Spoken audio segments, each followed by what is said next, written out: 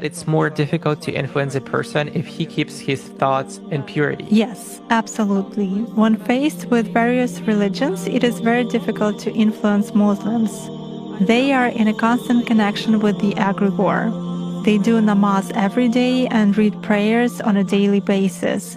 They are constantly under some kind of a dome, so it is very difficult to influence them. When you start impacting a person, he begins to address in a prayer. Indeed, many of them are very different from those who come to church only when everything is bad in their life. They come to pray and then for 5 years they forget about God, some canons, and so on. Muslims, as a rule, passionately believe and passionately give energy to their egregore, and this egregore protects them very well. That's why it is very difficult to work to make any kind of influence on a true Muslim believer.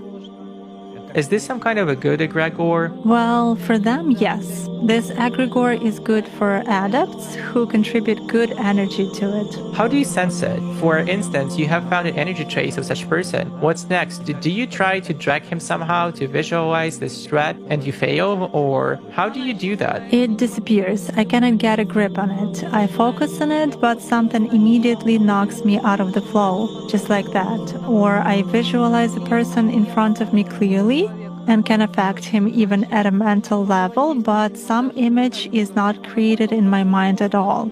I even look at a photo, reproduce an image, but it vanishes from my mind. Thus, I can clearly see that a person is covered with something.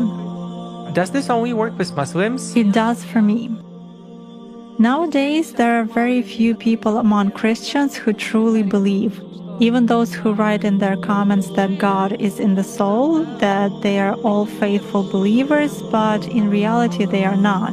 Even most often they write that all this is a sin, but then ask in a private message how to make a rubbing spell. Such cases also happen. A rubbing spell? A rubbing spell. What is it? It means